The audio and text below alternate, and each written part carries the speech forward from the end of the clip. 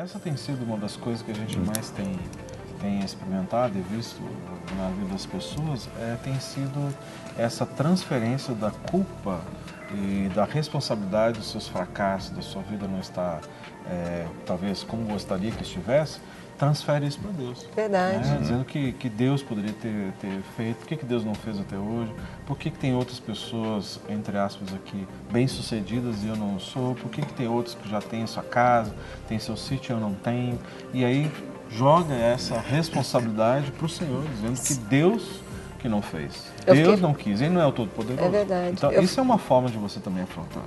Blasfemar a Deus. Eu separei aqui alguns textos aqui que a gente poderia até citar, que fala sobre a blasfêmia, né? Contra Deus, contra as coisas de Deus. Jesus, durante muitas vezes na caminhada dele, segundo alguns relatos aqui, como, por exemplo, Mateus 26, Marcos 7, Marcos 14... Jesus foi condenado por blasfêmia, exatamente. Os fariseus, os líderes religiosos, eles diziam que Jesus havia blasfemado contra Deus porque ele dizia que ele era o Filho de Deus, que ele estava fazendo o que Deus mandou ele fazer, perdoando o pecado se ele não era Deus, porque só Deus perdoava o pecado, etc. e tal. Mas aí, num dado momento, Jesus expulsa o demônio de uma pessoa, lá em Mateus capítulo 12, e eles falam que Jesus tinha expulsado o demônio por Beelzebu, por Satanás. E aí Jesus fala sobre a blasfêmia, né, que eles haviam blasfemado. Então, muitas pessoas têm medo porque desse texto, porque fala que a blasfêmia contra o Espírito Santo não será perdoada. Exato. E eu já atendi casos, imagino que vocês já devem ter atendido também, de pessoas que ficam assim, será que eu blasfemei contra o Espírito Santo? Isso. Dentro disso que o pastor Guerra falou agora há pouco, o Rogério também falou, né, que às vezes a pessoa transfere para Deus ou culpa a Deus de alguma situação que está acontecendo na vida dela, ela fica depois preocupada quando cai em si, será que eu blasfemei contra Deus? Né? E a gente poderia falar um pouco sobre essa blasfêmia contra o Espírito Santo de Deus, que é o único pecado que a Bíblia fala que não tem perdão. Né? O que vocês que gostam de complementar? Porque aí eu tenho aqui os textos para a gente poder pensar neles, né? E o que vocês querem trazer acerca disso? Sobre a blasfêmia, porque eu entendo blasfêmia contra o Espírito Santo como você atribuir ao diabo aquilo que foi obra de Deus, obra do Espírito Santo, como foi os fariseus fazendo com Jesus. Expulsou o demônio aí, foi por Beelzebu. Até Jesus depois fala, como é que Beelzebu expulsa Beelzebu? Se a casa está dividida, ela não subsiste, né? Então, na verdade, eles estavam dizendo que Jesus tinha expulsado o demônio como obra de Satanás.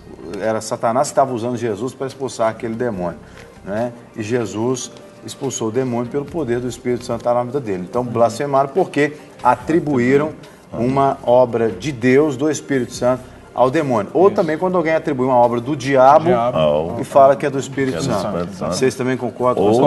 Ou a rejeição. Essa é uma outra coisa. Rejeitar o Espírito Santo. Porque muitas vezes, né, eu lembro uma vez que eu conversei com o senhor e falei assim, mas o cachorro também tem. Ele falou desse jeito comigo. Foi a resposta que ele me deu. Isso é uma força que um animal tem. Então, assim, ele sabe, ele foi fundo com a questão. Então, ele rejeitou o Espírito Santo e ainda colocou de uma forma, assim, agressiva na questão, você entendeu, do Espírito Santo. E eu comecei a conversar com ele, falei, não quero conversa mais, não quero papo, e saiu andando. Então, a rejeição do Espírito Santo é uma blasfêmia. A pessoa rejeitar o Espírito Santo. Rejeitar de uma forma assim, não quero. Eu fui pregar para uma senhora uma vez no leito, ela estava quase morrendo já, e ela falou comigo, não quero oração, não quero Jesus, entendeu? E não quero que só ore para mim mesmo. Coração duro mesmo, falou, né? vou morrer assim. Então, ela rejeitou o Espírito Santo. E no início nós começamos falando sobre blasfêmia e fofoca e maledicência, e a blasfêmia entra nisso. Às vezes a pessoa não fala diretamente com Deus, mas fala assim, ó, aquele líder, aquele homem, aquela mulher, aquilo que ele faz, ele não é de Deus não, aquilo é do diabo. Porque às vezes a pessoa está ministrando a cura. Eu já vi casos de pessoas, por exemplo, na igreja, a pessoa está lá em oração, aí de repente ela vamos dizer assim, entre aspas, tomada pelo Espírito Santo num momento de louvor a Deus, de oração, e a pessoa, às vezes ela fica deitada ali quietinha, né, sendo ministrada pelo Espírito Santo. Eu já vi cada pessoa chegar e começar a expulsar demônio e falar, isso aqui é demônio. É demônio, quer dizer, cuidado isso é muito sério. É sério. Muito sério. E tem que tomar cuidado com isso. Né? Se você não tiver discernimento, não fale nada. Eu acho que a pessoa só tem que falar quando ele tem discernimento. Eu lembro uma vez eu estava no monte, tinha uma senhora orando em língua, aí levantou um outro orando em línguas, e falando que ela... Aí você vê ele orando em línguas e falando que ela era do diabo. Então ficou os dois discutindo. Em línguas? Em línguas. Meu Deus. Olha pra você ver que confronto que tem. Então, muitas vezes a gente fala, né? Nós entramos, paramos e conversamos com as pessoas e tudo, mas é questão de discernimento. Se você não discernir, não fale, não julgue. Né? Não julgue profeta, julgue a profecia. Não seja o juiz, né, que nós falamos hoje não aqui. Não julgue profeta. Você pode até pegar a profecia e ser um bereano, né? Pegar lá, dar uma olhada lá e ver as escrituras e tal. Exatamente. Mas toma muito cuidado com isso, que isso é perigoso, né? O reino espiritual, né? A gente tem que ter discernimento, por isso que Paulo fala sobre os discernimentos, né? De espírito, discernimento, que a gente tem que saber o que a gente está lidando, igual, né, o Jean falou, e a pessoa estava deitada lá, poxa. De repente o cara chega, vai repreender um demônio, um cara que não tem demônio. Chega lá e fica, né, e a gente tem que tomar muito cuidado. Eu acho que a gente podia aproveitar, falar também um pouco da blasfêmia, às vezes também contra a autoridade. Isso. Porque a Bíblia fala, né, que toda autoridade ela é delegada por Deus. Mesmo que essa autoridade, ele não merece estar ali. Então a gente tem que crer que Deus é soberano para tirá-la dali. Mas até que ele venha tirar, né, nós devemos realmente respeitar essa autoridade. Vamos falar dessa blasfêmia aí contra as autoridades? Não, isso é importante você ter tocado nesse aspecto, porque eu dei uma introduçãozinha aqui. Inclusive, esse tema, nós, assim, entendemos que ele foi e é tão importante que nós acabamos colocando como uma matéria, um tema dentro do nosso curso. Que legal. Que é justamente a quebra da autoridade, né? Então, ou seja, a autoridade, quando a pessoa quebra a autoridade, a consequência que vem sobre a vida da pessoa. E essa tem sido uma das características de grande parte das pessoas que chegam enfermas lá na clínica da alma para serem atendidas, elas abriram portas nesse sentido. Ou seja, não aceitaram o líder, continuam sendo críticos de líderes, saíram de alguma igreja com um relacionamento trincado, quebrado e não foi consertado, sem a bênção. E a pessoa hoje está colhendo os frutos por causa disso. E muitas vezes as pessoas acham, não tem nada a ver, eu já até perdoei. Assim, você conversou com o líder porque você falou abertamente. Você usou os seus próprios lábios para acusar, você usou os seus lábios para difamar essa pessoa, falou para um, para outro, não é? Ou seja, você fez um motim, se levantou e juntamente com outras pessoas, você fez uma divisão, tentou trazer uma outra visão para dentro da igreja, e duas visões é divisão. E a consequência vem sobre quem? Quem está se levantando contra o líder.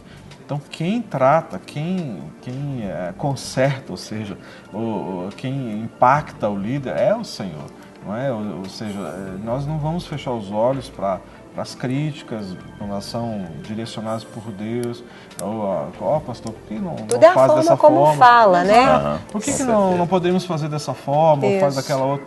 Mas não, então isso traz consequências para quem? Para quem está se levantando contra. Eu vejo ou você quer acusar ou você quer restaurar, né? Tudo é a maneira como a gente fala. E é isso importante a gente falar, ajudar, porque isso não está apenas relacionado com liderança espiritual. Se você se levanta no seu trabalho contra a liderança, você vai trazer consequências, vai trazer sobre a sua própria vida. Por quê? Porque não adianta, não existe autoridade que Deus não tenha colocado. Verdade. Não existe autoridade que o Senhor não tenha posto ali. Então, na realidade, é isso que nós temos que entender. Por isso que a palavra de Deus diz que nós devemos orar, interceder pelos nossos líderes, né? Fala também. Deus possa entender isso, que na realidade é o Senhor que coloca, é o Senhor que tira. E é importante a gente realmente tocar nesse assunto, porque às vezes a gente vive num país hoje em que a gente percebe que a religião ou a fé tem sido uma ferramenta de muita manipulação por parte de muitas pessoas mal intencionadas, né?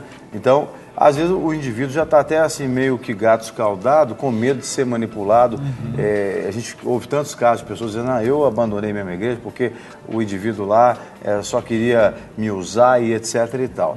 E às vezes a pessoa eu entendo que estar debaixo da bênção não necessariamente é você concordar com tudo que a liderança fala ou faz, mas é você não, vamos dizer assim, blasfemar Deus por causa da vida daquela pessoa. Porque às vezes você tem até temor de Deus, não vai blasfemar a Deus, mas por causa de uma atitude do outro que você não concorda ou interpretou mal, você pode sem querer acabar causando essa blasfêmia.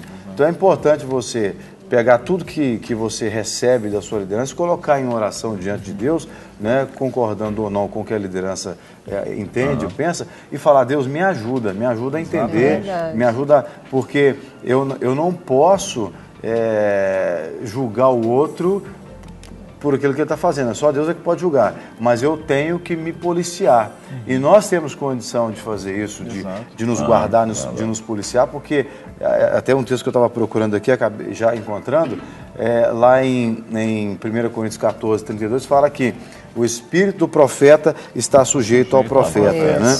Então, quer dizer, Deus, ele quando usa alguém, ele dá a essa pessoa a capacidade também de ter domínio próprio daquilo que ele está fazendo no contexto onde está inserido. Se o indivíduo lá, ele agiu sem domínio próprio e acabou sendo pedra de tropeço para alguém, é ele Deus para lá. Eu não posso blasfemar a Deus, porque eu também tenho domínio próprio na minha vida. O meu espírito está sujeito também ao meu controle, vamos dizer, entre aspas, né? Ao meu controle dirigido pelo Espírito Santo de Deus. Então é muito cuidado. E muitas vezes as pessoas quebram essa autoridade, esse princípio, que é um princípio fundamental. E assim, levam a vida desse jeito: eu não estou gostando dessa igreja, esse pastor é isso, aquilo outro, o líder e tal. Aí sai, não conserta, difamou. Verdade. E aí traz consequências. Então nós colocamos esse tema. E por mais errado que a liderança esteja, né? Exatamente. A pessoa é igual pai e mãe. Era isso que eu ia até falar também para a autoridade. O pai e a mãe pode ser qualquer coisa na vida, mas é seu pai e sua mãe. Tem que honrar. Tem que honrar. Até como esposo também você pode falar, porque às vezes, né, até nessa questão da mulher tá entrando aí, e às vezes ela tem blasfemado contra o seu próprio marido, ela tem batido de frente. E ela tá falando isso enfraquece. Mesmo, né? Porque os dois são uma só carne. E ele é a cobertura dela? E são uma só carne, então quando ele bate no marido, tá batendo nela também, ou vice-versa, né? Eu atendi uma pessoa uma vez que ela falou assim: mas o espinho estava na carne do meu esposo. Eu falei: então, furou você também.